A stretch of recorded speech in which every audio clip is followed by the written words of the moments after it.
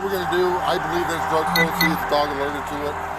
Drug proceeds? Yeah. This video is from the police stealing Stephen Lara's life savings, and it could just as easily happen to you or me. Today's video is about civil asset forfeiture and how you can protect yourself from roadside bandits who are wearing badges. Stephen is driving from Texas, my home state. You can take the Texan out of Texas, but you'll never take the Texas out of the Texan. He's going to visit family in California. Unfortunately for Stephen, he is seen by the Nevada Highway Patrol. The driver of this vehicle was following that red and blue semi-truck too closely, less than a second following distance. Was driving under the speed limit, which is really odd. Stopped him up here at Mustang, and see if we're alive at the top. Make sure everything's okay. But why is this officer really stopping Stephen's vehicle? Hey, while I'm working on this, let me ask you something, man. This is going to sound kind of weird. Part of my job out here is I do what's called highway interdiction. I look for people that are smuggling contraband through our state, across the country, weapons, humans, drugs, illicit currency, things like that. Anything in the vehicle I should be aware of? Okay. Highway interdiction is a nationwide campaign that puts police officers on the highways looking for suspicious criminal activity taking place out there. They're specifically not out there looking to enforce traffic laws. They simply use traffic laws as a pretext to stop vehicles while looking for other suspicious activity or contraband, or in Stephen's case, cash. Stephen is a USMC combat veteran. He's very polite and cooperative with the police. However, he makes one fatal mistake. He talks to the police. I guess he's not a subscriber to this channel. Anything in the vehicle I should be aware of? Okay. No firearms? No explosives? Okay. Are there any drugs in the vehicle? Cocaine? I don't think so. Yeah, I gotta ask all these silly questions, right? Okay. Side note, officers use techniques such as this to make you feel more at ease. At this point in the interaction, Stephen is likely thinking these questions seem really weird when you pulled me over for maybe tailgating. Even the officer is making fun of his own investigative questions, trying to help Stephen stay at ease and keep playing along. But things go south for Stephen. Any large amounts of United States currency in the vehicle? Okay. What's a large amount of U.S. currency to you? Okay. So there's over 10,000 in there? Okay. How much money you got in there? Okay. Fair enough. Fair enough. This is why you should never talk to the police. It's not illegal to carry cash in your car. Stephen knows that it's not illegal, and he's not admitting to any crime or possible evidence of criminal activity in any sane person's mind. But this officer is on the lookout for proceeds from crime, and anybody admitting that he's got a significant amount of cash in the vehicle raises this officer's suspicions that maybe this guy is up to no good. Then Stephen makes a huge mistake. Would you give me permission to search your vehicle today? He consents to a search. This is why you never consent to a search of your vehicle or property. Stephen doesn't believe he has anything to hide because he knows that he's not out there breaking the law. In any sane world with a constitution that actually mattered, Stephen would be right. He wouldn't be in trouble with the law. But our country put the Constitution through the shredder generations ago, and these cops are specifically out there looking for large amounts of currency to seize, among other things. Just because you're not paranoid doesn't mean they're not after you. The police inevitably find Stephen's life savings tidily tucked away in his car.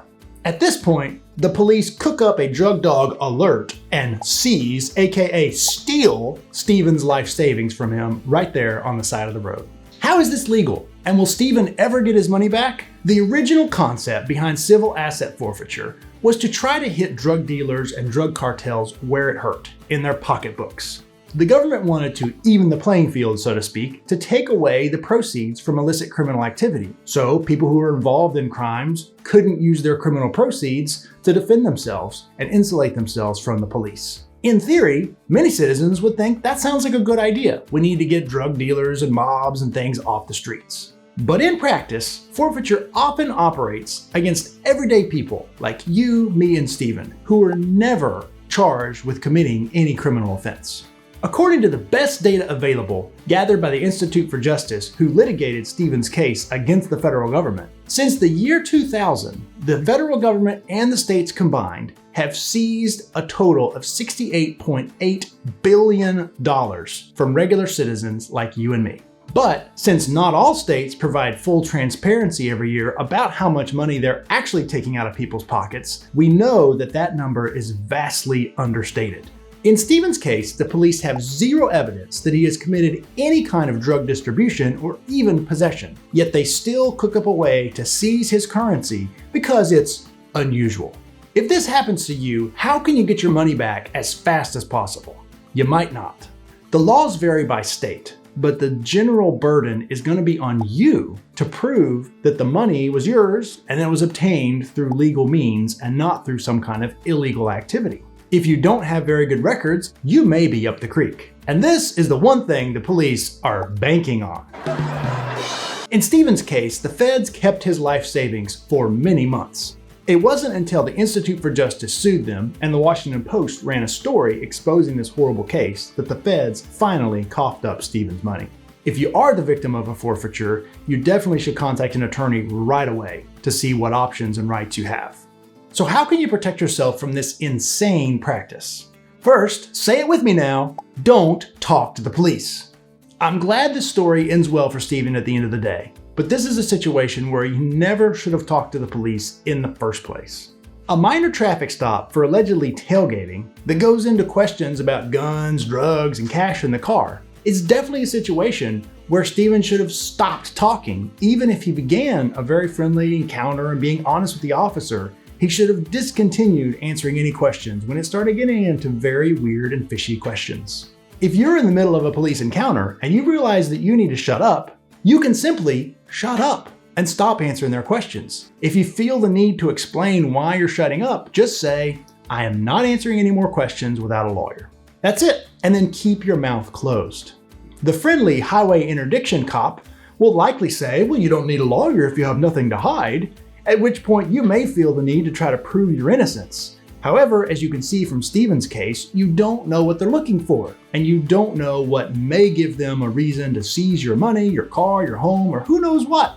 Second, never consent to a search of your car. If the police don't find cash in your car, they can't seize the cash that's in your car. In Stephen's case, if he had never admitted to having currency in his car in the first place, and if he had never consented to a search of the vehicle, the officers would not have had any reason to search that vehicle, and Stephen would have been back on the road with his cash in his bag.